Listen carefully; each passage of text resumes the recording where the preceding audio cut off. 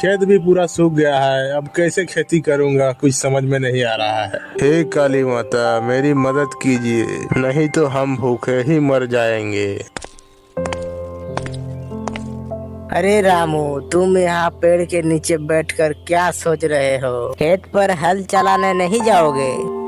अरे मोहन, मेरा तो मन ही टूट गया है।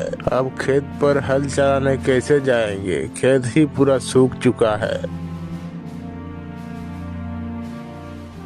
रामू ने पेड़ के नीचे कुछ देर तक सोचा और अपने खेत की तरफ निकल पड़ा।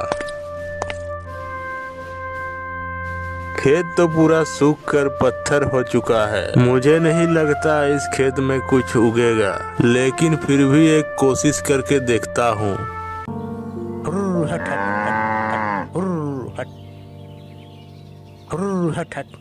रामू ने खेत पर हल चलाया और उसमें बीज बोए।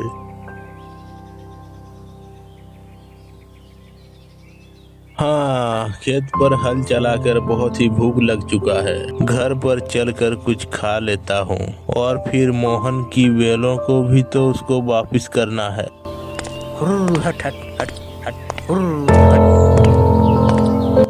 रामू बेलों को लेकर मोहन के घर में दे आता है और घर में खाना खाकर सो जाता है।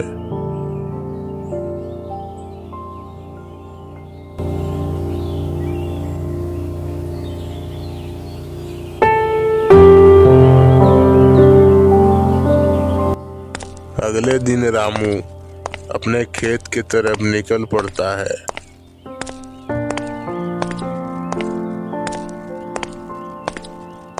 और जमीन में पहुंचने के बाद जो देखते हैं, फसलें सूख रहा था, जमीन में पानी बिल्कुल भी नहीं था।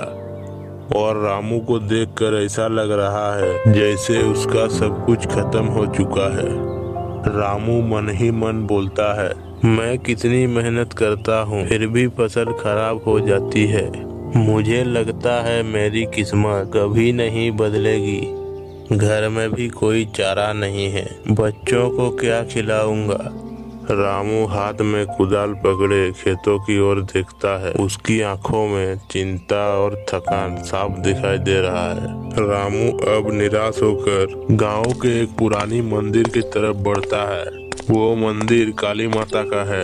उसके कदम मंदिर की ओर धीरे धीरे बढ़ता है। रामू मन में सोचते हुए अपने आप को कहता है, मुझे नहीं पता अगर माँ मेरी मदद करेंगे या नहीं, लेकिन अब कुछ भी करने का मन नहीं है।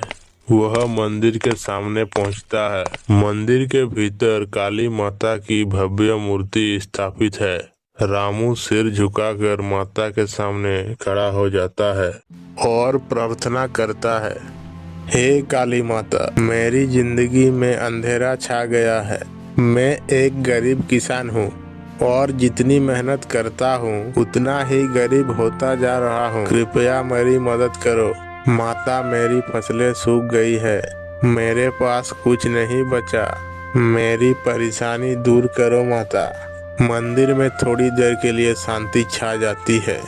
अचानक काली माता के मूर्ति के पास एक हल्की सी हवा चलने लगती है और रामू को एक आहिस्ता से एक आवाज सुनाई देती है। रामू, तुझे क्या चाहिए? तुझे किस तरह का मदद चाहिए?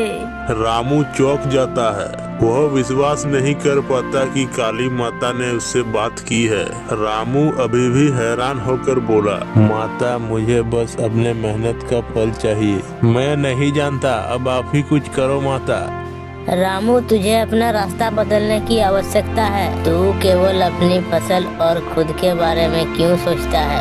अपनी मेहनत को दूसरों के भलाई के लिए लगा, फिर देख तुझे क्या मिलता है। रामू अब माता की बातों पर विचार करता है। वह सोचता है कि अगर वो सिर्फ अपनी चिंता छोड़कर दूसरों की मदद करे तो शायद कुछ बदल जाए। रामू मन में सोचते हुए बोला, मुझे अपनी सोच बदलनी होगी। अब मैं सिर्फ अपनी ही नहीं बल्कि दूसरों की भी मदद करूंगा। अगर काली माता ने मुझे आशीर्वाद दिया है तो मुझे उस आशीर्वाद का सही उपयोग करना होगा।